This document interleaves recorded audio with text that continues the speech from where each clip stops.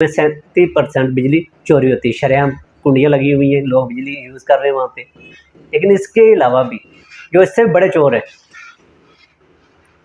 जो इनसे भी बड़े चोर हैं,